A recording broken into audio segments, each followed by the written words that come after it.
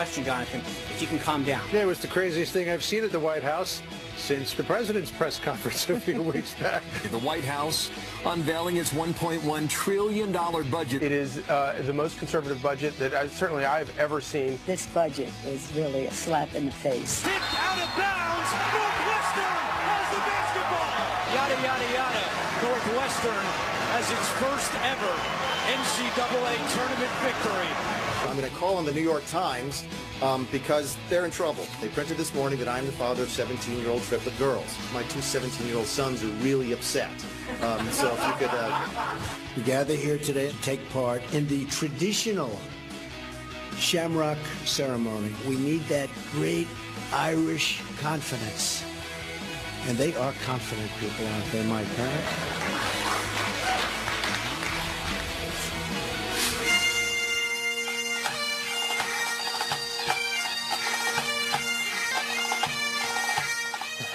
It was a year ago and it was 55 degrees and it was a lot better idea to wear a skirt. That's right. This year it's not as great an idea to wear a skirt. So if you're going to wear a skirt and you're a man, then pull the socks up a little bit higher. That's right. Okay, good. Yeah, just an inch of your skin will show. You were just looking live outside our world headquarters. We set up a pub as we did last year, and there you've got the New York Metro Pipe Band. The pub on the plaza, by the way, thanks to Party City as well, because today is the 17th day of March, when everybody in New York City is Irish. So as you get up today, wear something warm and wear something green. Happy St. Patrick's Day to you and to your family. It's always a fun and festive day, and occasionally it falls on a Friday, so it's a little bit more fun. Yeah, it is, and I would like to add this, too. It was very good to see President Trump with the leaders of Northern Ireland and, I guess, would you call it mainland Ireland or regular Ireland? And, you know, yesterday, of course, tradition would have it at the White House, and there was a lot of festivities going on. That was St. Patrick's Day Eve, but today's the real St. Patrick's Day. So we'll be celebrating throughout. But it doesn't mean, what did you just do? I just moved the leprechaun. I didn't realize there was a leprechaun behind me. Sitting between us. Remember a couple of years ago when we actually had a leprechaun on the show where Judge Napolitano sat on his lap? Right. I don't think that video is available anymore. I don't remember that, and I'd love to see it. It was one of the weirdest things I've ever seen. Right. I can hear him laughing now. Why? Because the judge is Italian? It was a crazy thing. Yeah, there it is. It's What happened? When we write the book, you'll know. You're acting as if leprechauns are real. We hired this leprechaun off of Craigslist. There's your first mistake. And you know what? You get exactly what you pay for. That's Meanwhile, let's talk a little bit about what's going on down in Washington, D.C. You know, on somebody's wall at the White House, they've got a big sign and things they should do. It's a thing, essentially a bucket list. One of the things they promised during the campaign was President Trump would bring the budget back into the zone of reality. And yesterday, with his skinny budget, a blueprint of $1.1 trillion, he cuts a bunch of programs that simply don't work, and he's putting more money in things that are important to the country. Well, you know, this is your money. You get up every morning, you try to, get out the door, get your kids on the bus, and you want your hard-earned dollars to be spent wisely. We have a major deficit in this country, and we have to cut somewhere, and unfortunately some of these agencies are going to have to feel the pinch. So we had the Director of Office of Management and Budget here explaining yesterday what was going to be in the budget. This is a wish list. This is a framework. This is the skinny list. The winners of the Defense Department, they're up 10%. Overall, it's only up 3% from what President Obama pledged after he gradually just cut back to defense to the point we've never been this weak. So that's one of the winners, defense? Yep. Homeland Security? Is also a winner, and they get $1.5 billion to build that wall, including 5.9% for the Veterans Administration to rebuild. I never thought money was the issue with the vets. It was the organization. But when it comes to school choice, Betsy DeVos is going to get a budget to do it. Well, I tell you what, in I think 2010 to 2014, the Obama administration knocked $100 billion off the defense budget. So this 10% raise, you can see how we're still in the hole. That could be why John McCain says it needs to be more. Meanwhile, some of the losers, agency-wise, Health and Human Services, the FAA, Research and Grants, the EPA, which, the administration feels is out of control, preoccupied with a biased view of climate change that's costing jobs and whatnot, and the list goes on and on, including PBS and NPR. Which is why all these actors are upset about it. Yeah, the Corporation for Public Broadcasting. And which, back in the day when there were limited options for, if you lived out in the rural area, which I used to, and a lot of people relied on the public radio station. There's so many choices these days. I mean, you got so much stuff on your phone, and do we really need to be spending millions and millions and millions of dollars? Jamie Lee Curtis, a lot of these actors are really upset taking money away from the arts, but the president is saying we got to cut somewhere, and this is your money, it's your tax dollars. Do you think the president would have cut back the National Endowment of Arts if he knew Jamie Lee Curtis would be upset? Probably not. Do you think in retrospect he'd like that back? Look, America got exactly what they voted for. If you were a supporter of Donald Trump and you wanted him to cut things, he's cutting them. Rush Limbaugh sees the same thing. It is a fabulous budget. It is a budget that every one of you who voted for Trump expected him to deliver. And Trump will be able to say he kept his promise. Now, the odds of Trump's budget being passed, well, take a look at the success they're having with Obamacare, repeal and replace, and you get an idea what this is going to be. Because once again, Trump is up against establishment types who want big government, who want all these agencies, who want the power that accompanies being able to dole out this money. A lot of Republicans don't like the framework of the budget. Keep in mind, it's very traditional to submit a budget and have it knocked around by both parties. But, you know, you have Senator Portman says, I got to clear up the Great Lakes. He was former OMB director. You have others say, well, you know, we can't touch this, we can't touch that. And a lot of people are upset the State Department's getting a 31% cut. But guess who's not? The Secretary of State. He says, listen, it's too fat. We got to be able to cut this back. And guess who else is not upset for the cutback? Former Governor Nikki Haley. She's like, listen, we got to cut back on the UN. They're taking advantage of a lot of their programs. Rex Tillerson said the same thing. He said, I trust the president. Listen, I'm running the State Department. We're getting cuts too. But he says, I trust the president. We're going to make it work, and it's a challenge that I'm up for. What's troubling, though, is the Speaker of the House, Paul Ryan, and Mitch McConnell, the top Republican in the Senate. They're both lukewarm on it. You would think that if there was a lot of cutting to be done in agencies that historically Republicans have not been crazy about, they jump at the opportunity to cut them. But nonetheless, Marco Rubio said this is not going to be the budget, and John McCain says it's not going to be passed. So some Republicans lukewarm, but I'll tell you what, the coastal left is up in arms. Yeah, that's the first phase, at least. We talked about 3 phases of Obamacare. This is the beginning of the budget discussion. So we talked about Jamie Lee Curtis and some of these actors being upset. This is what she tweeted. She said, after all the wars are fought, what remains are people, art, nature, and culture. Trump can try, but he cannot cut us out of the picture. Josh Gad, who looks like this, he says, this picture represents why a healthy budget is so important to the filmmaking process. Is that James Corden? Josh Gad, he's from James Corden did this funny thing where they dressed as Beauty and the Beast and they went across the crosswalk in a busy street, and every time the light changed, they went and did a mini play. But I digress. Oh, that's funny. That was with the cat. It's hysterical. But I just said the National Endowment of the Arts. It's got great merit, but you got to make some choices. But ultimately, by August, we're going to make the big tough decisions, and that's going to be looking at entitlement reform. And I think the White House. They are? Yeah, that's what they. Entitlement reform. That's what they're going to start looking at entitlement. Because the president has said they're not going to touch those things. Which is insane. How can you possibly get out of $21 trillion in debt and not talk about the automatic payments out of the budget? The big complaint from Capitol Hill is usually Mick Mulvaney will go down, the Office of Management and Budget will go down and say, hey, this is what we're thinking about. What do you think? And not saying they have to make changes. They didn't feel like they were dealt in on it. They felt like they were surprised by it. Well, because what he did was, and he explained it yesterday at the White House, is he went through everything the president said out on the stump when he was running, and he said, okay, he says he's going to do this, I'm going to write it down. He put it all into a document, and that is the skinny budget. What do you think about it? Email us, friends@foxnews.com. All right, let's talk about Rachel Maddow, because everyone else is. She decides, even though she knows that Donald Trump paid a lot of taxes and made a lot of money in 2005, to go ahead and have this big cliffhanger of a show.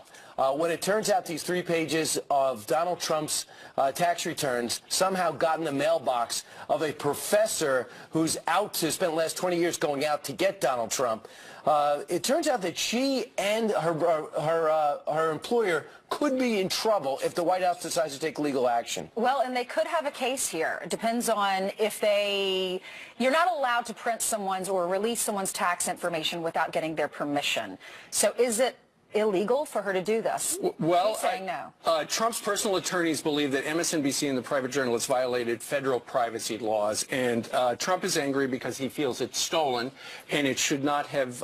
They should not have aired it. You know, a lot of people feel the First Amendment is on the right, is on the side of the journalists, and they cite the Pentagon Papers. But the Pentagon Papers was a big study about what was going on in Vietnam. It was not somebody's personal document. So if they go forward, and Trump certainly seems to be angry about it, maybe they'll look at it that way. But nonetheless, you know, you would think that the journalists would be shielded, but then again, where did this thing come from? Was it leaked from somebody inside?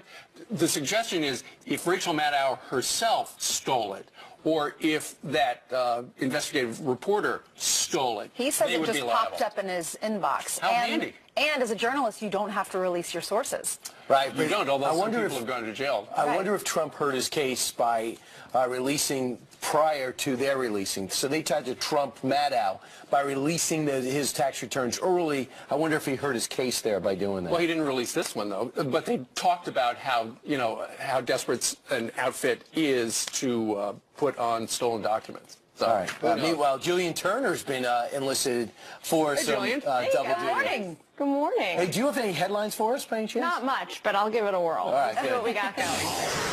We're going actually straight to a Fox News alert breaking right now. A horrifying scheme described as catastrophic after a house explodes in the middle of the night. This home in Maryland, right outside Washington, D.C., scattered into 1 million pieces. You're looking live as firefighters comb through the debris. The homeowner is still unaccounted for. Several houses nearby were also damaged, and it's unclear at this time what caused the blast. And another alert, this one out of Raleigh, North Carolina, where a massive inferno is lighting up the skies. You can see giant flames right there pouring out of windows at an empty apartment complex that's under construction. People forced from their homes as flames spread to nearby buildings as well. Well, rain falling. The raging inferno destroying everything in its path. Neighbors reporting the traces of debris up to a mile away from the homes. And brand new video just in overnight, Secretary of State Rex Tillerson is meeting with the Prime Minister of South Korea. It's the second stop on his first trip to Asia. The policy of strategic patience has ended. All options are on the table. North Korea must understand that the only path to a secure, economically prosperous future is to abandon its development of nuclear weapons. Tillerson also visiting the tense demilitarized zone separating North and South Korea. He'll head to China, his last stop on the trip, tomorrow. All right, Jillian, thank you very much. Thanks, guys. Happy St. Patrick's Day. Same to you. All right, straight ahead, incredible video. A woman buried under the rubble after a devastating flood. We're going to show you what happens next. But first, more missing portraits of the president, this time at a VA hospital in Minnesota. Our next guest saw our reporting yesterday and decided to do something about it. That Marine Corps vet joins us live, coming up next.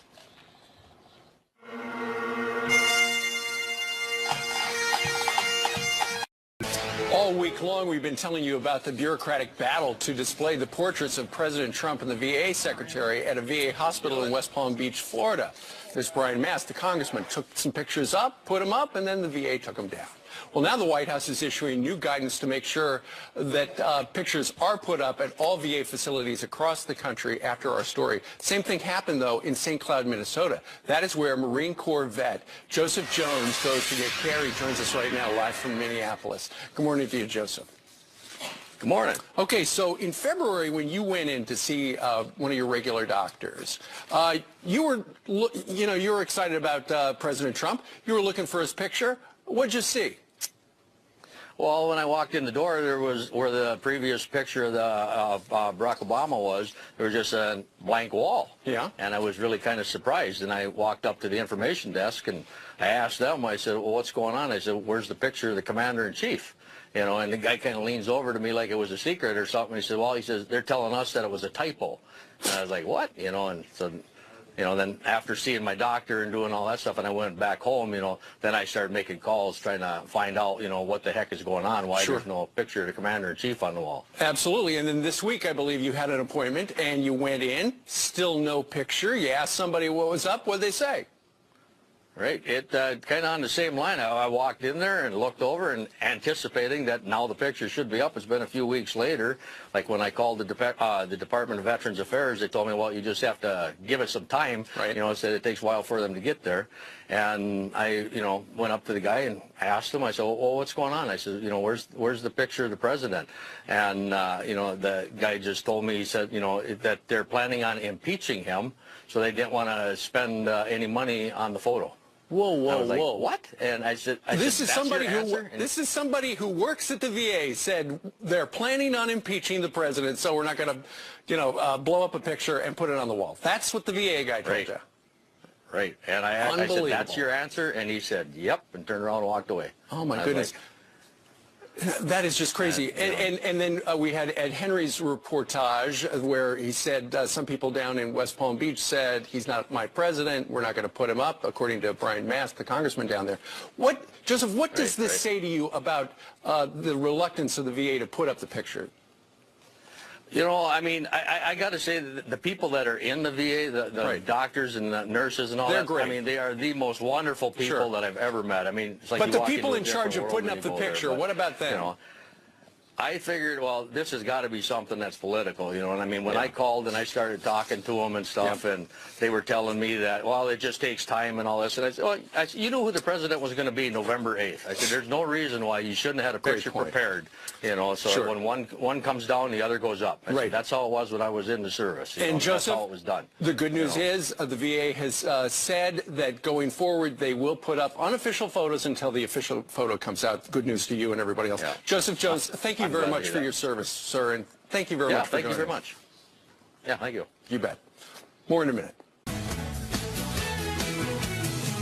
Some headlines now. Terrifying video showing a news crew cheating death by a split second as an ISIS suicide blast goes off. Watch. What?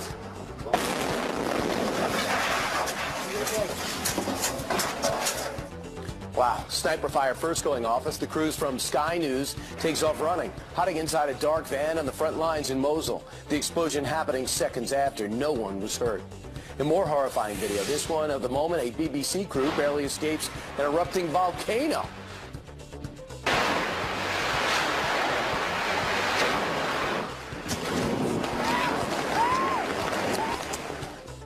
It's so much better being a studio anchor. 8 people, including several tourists, racing down Mount Etna in Italy, trying to outrun the flying lava. It is tough. Lava's quick. Amazingly, no one was seriously hurt. Ainsley.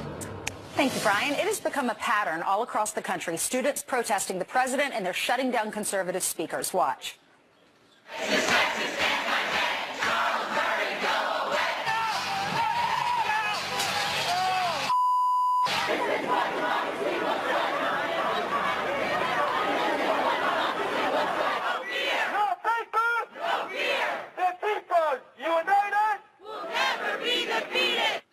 So why are these students flipping out and demanding rights that they already have? Here to weigh in on this is Allie Stuckey. She's a blogger at the Conservative Millennial. Good morning to you, Allie. Thanks for joining us. Good morning, Ainsley. Thanks for having me. Of course. So why are college students flipping out like we see in some of those video pieces? Oh, my goodness. Well, there's lots of reasons for that. I think one reason is that college students are very emboldened by this idea of moral vigilantism.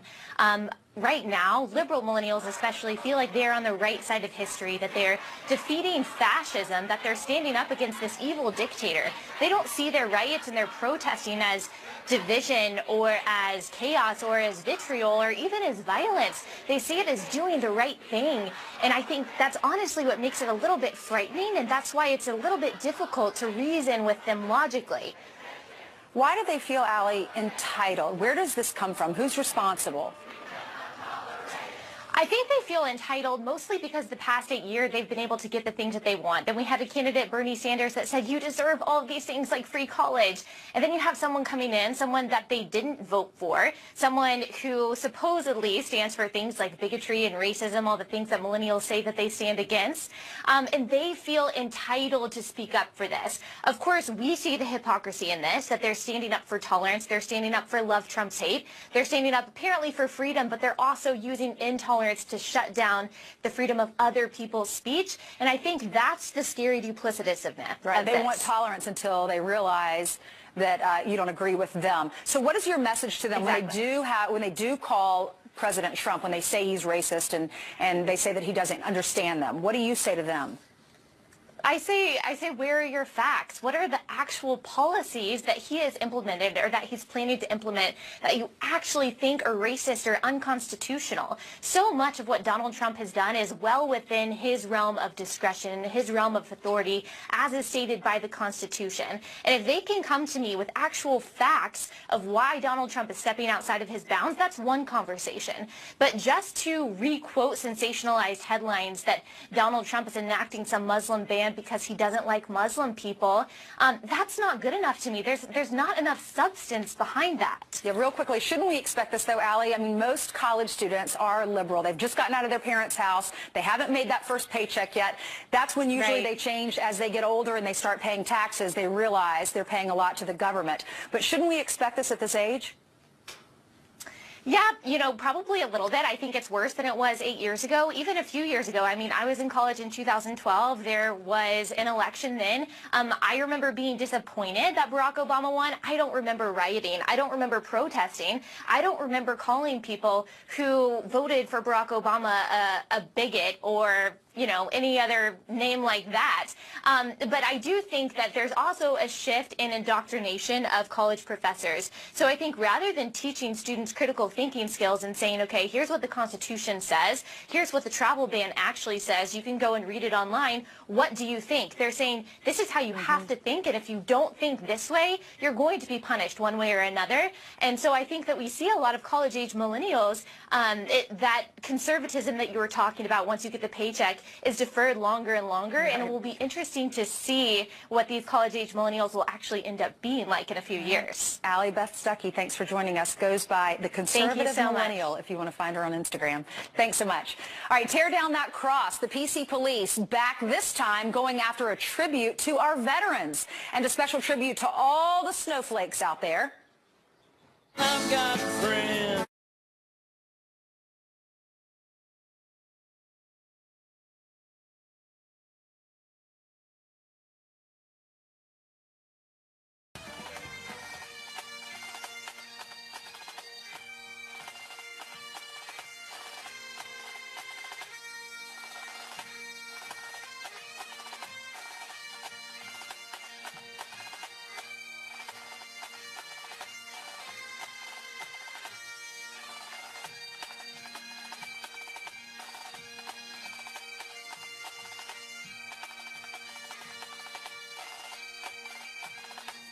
It's that one day when everybody in New York is Irish because it's St. Patrick's Day. And today, as we listen to the New York Metro Pipe Band, just one big block over from where we're on 6th Avenue, they have been working through the night on 5th Avenue because that's the site of the biggest St. Patrick's Day parade in the world.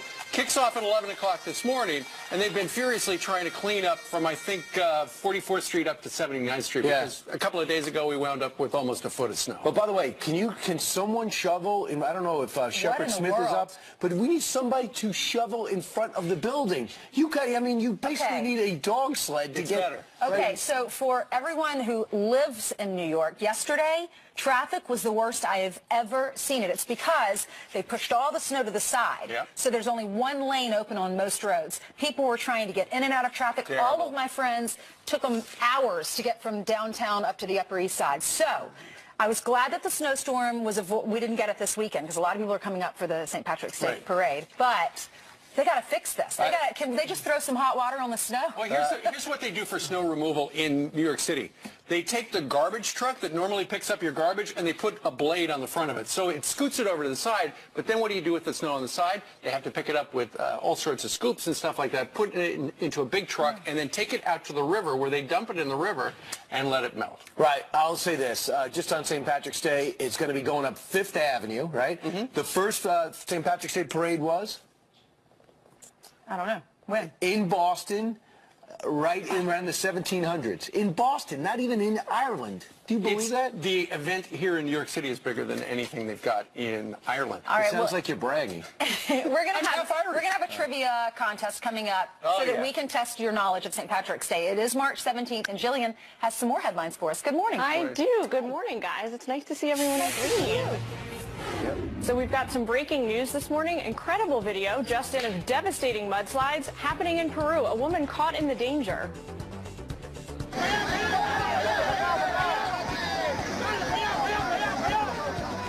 You can see the woman trying to claw her way out of the muddy debris. She was eventually rescued and is thankfully okay. The terrifying scene unfolding after 3 days of solid rain. The extreme weather expected for more than 2 more weeks. And breaking overnight, a cop killer may be off the streets thanks to bombshell new evidence. Raymond Durham, a violent and well-known offender, is accused of ambushing 2 police officers in Detroit Wednesday night. Authorities now say his DNA at the crime scene is linked to the murder of Wayne State University officer Sergeant Colin Rose. He was killed execution-style last November, if you remember that. And faith is coming under fire at a memorial dedicated to our nation's veterans. An atheist group now sparking outrage, demanding a wooden cross be taken out of a City Hall building near Orlando, Florida. But the mayor of Longwood is firing back, saying it's staying right where it is. It's a historical honor that was bestowed upon those folks, and so we believe it has every right to be in City Hall. The cross is part of a Vietnam memorial donated to the city. And liberal snowflakes hiding in safe spaces now have their own country song. I've got friends in safe spaces. If you don't go with us, then you must be racist. 2 comedian country stars taking a stance for conservatives in America with a tribute to snowflakes everywhere with this song called Friends in Safe Spaces, a political spin you might recognize on Garth Brooks' famous song Friends in Low Places. So far, they've racked in over 100,000 views. And those are your headlines on this frosty morning. Thank you very much, Jillian. We're outside our world headquarters where, as you can see, Tullamore Dew, with the Metro Pipe Band. They Look at built this a fake pub for St. Patrick's Day. Right. And it's delightful. But you guys are real, right? Yeah, absolutely. They're at their drums. There's a story that is blowing up social media because everyone loves to talk about that 5-second rule. You know, you drop food on the floor, you have 5 seconds to pick it up and eat it, and there's no bacteria on it, allegedly. Yeah, supposedly. Aston University does this study, and they want to find out, is it really healthy? The only way to do it is if something drops on the ground, is it still okay to pick it up and eat it? Or is it a 30-minute rule? The answer is, depends on what you drop. That's right. If you drop, let's say, a sheet of lasagna pasta. That's cooked. That's cooked. It's slimy and it's soft and it's going to absorb more bacteria. Probably don't eat that. But if you use a hard food and they suggest like a bagel, something like that, there's a possibility. Cookies, chocolate. You could actually put this could fall on the floor and it would be safe from bacteria a half an hour later. 30 minutes. Half an hour. Right, because it's rigid. However, if it's butter and you put it face forward, you got 5 seconds because ants and bacteria, bugs will run to it. Yes. They say if it's dry, 30 minutes. If it has butter on it and it falls face down, do not eat that. But this is dry, so because you are all our guests here today, we're not going to ask you. Anybody in the crew want to actually test this? I think Brian should. You didn't have a 5-second rule?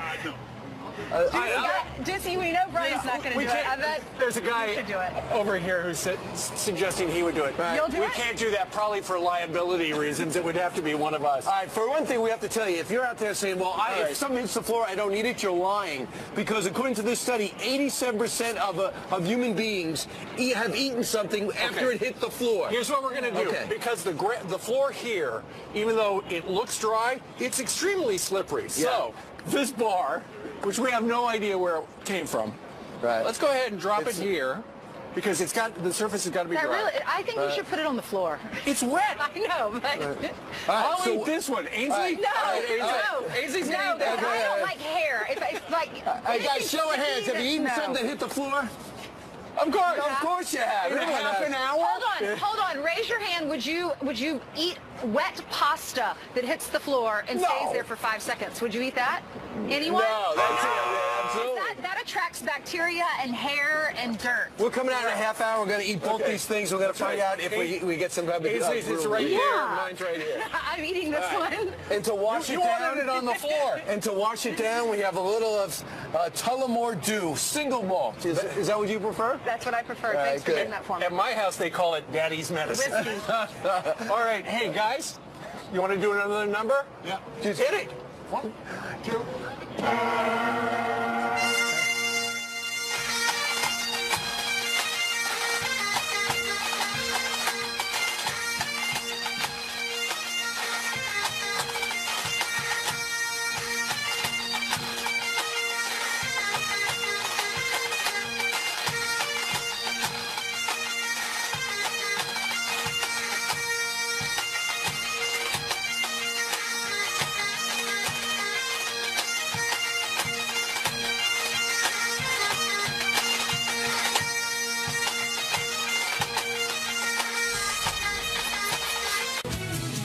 You see what we're doing with our military. Bigger, better, stronger than ever before. You see what's happening? And you're already seeing the results. Our budget calls for one of the single largest increases in defense spending history in this country. That was President Trump proudly touting his plans in Nashville to boost military spending, and his plans to rebuild the military also getting praise from a person on Hillary Clinton's VP shortlist, Admiral James Stavridis, who actually went to Trump Tower when he was president-elect, former Supreme Allied Commander for NATO and co-author of this new book, The Leader's Bookshelf. Admiral James Stavridis joins us right now. Admiral, that must have been music to your ears over in Nashville, pun intended, but is it enough for you? I think we're going to have that as a minimum, a floor, if you will, and we've got to spend it in the right way, Brian. We've got to put that money against, first and foremost, readiness, repairing our ships, restoring the capability that has been somewhat degraded over the last decade in these wars. And then secondly, we need to do the 21st century purchasing of unmanned vehicles, cyber security, something we all understand, and special forces. $54 billion. They say it's only 3% more than President Obama was going to spend, a 10% increase of the $605 billion. Admiral, you saw it from the outside as Supreme Allied Commander, from the inside as you grew up through the military. Don't we need an efficiency expert? Don't we need to pay attention to what that commission put out, that the Pentagon is wasting billions of dollars? You know, what you're talking about, Brian, is a report put out by the Defense Business Board that came up with tens of billions of dollars of real savings that could be made, if you will, in the back office.